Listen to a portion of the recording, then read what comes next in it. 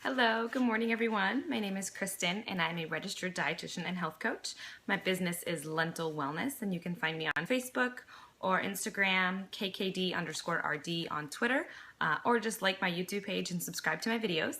I'm going to do a little bit of a extension on one of the topics I talked about a few weeks ago for a video on some great topics, some great books and resources for self-growth and making life changes to live your healthiest, happiest life. Because I often find that it's super important to have resources from experts who have been there, done that, and can share some tips for you to follow along the way. So the book that I'm going to share a little bit from is Christine Hassler's Expectation Hangover.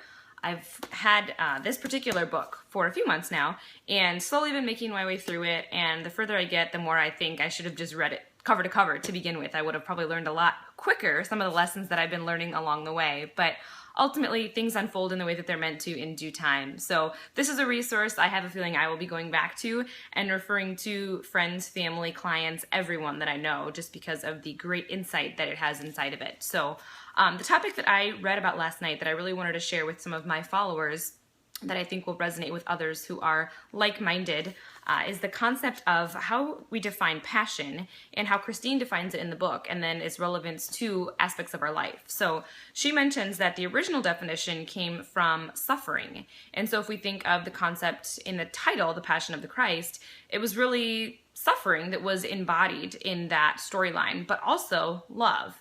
And now when we think of passion, it has more of that definition of love.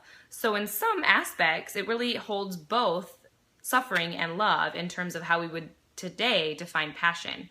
And often passion we think of as a positive note, but it really can be something that you're passionate about that doesn't necessarily bring goodness to you, or that requires suffering in order to get to the good. So thinking of those dual definitions really kind of was a revelation for me, to think about the way that in our life, the things that we're passionate about may be something that takes some suffering in order to achieve or in order to make progress in.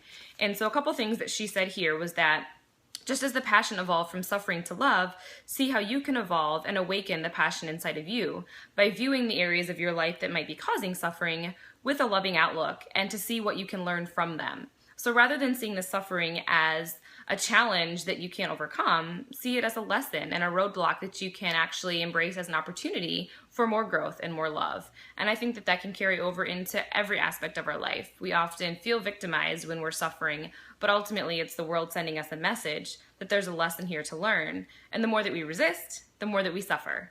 And I've experienced that firsthand, so I can share that in the experiences that keep coming at you, there's a lesson there to be learned if it keeps happening. The universe is going to put it on your path time and time again until you can learn and break through and find a revelation and be able to see the love in that lesson and in that situation.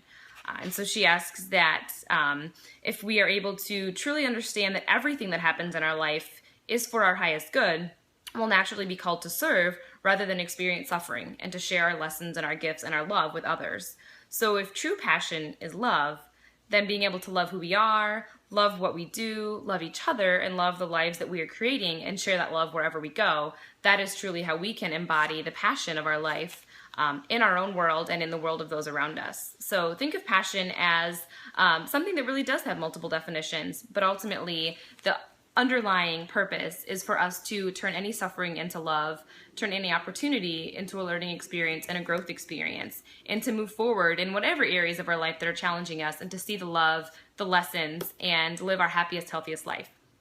So I hope you guys learned a little bit out of this insight from this lesson. It's always interesting to see how others can define things and shed light on an area that we have experienced but maybe haven't seen it in quite that way. So I hope that you will think of the word passion in a different way now and look at your suffering as an opportunity for growth and an opportunity for love. So always be thinking of that and always be looking for the learning experience. So like I said in the beginning of the video, my name's Kristen. My business is Lentil Wellness. Feel free to look me up on Facebook, follow me there, or check out my website, lentilwellness.com. Have a great day.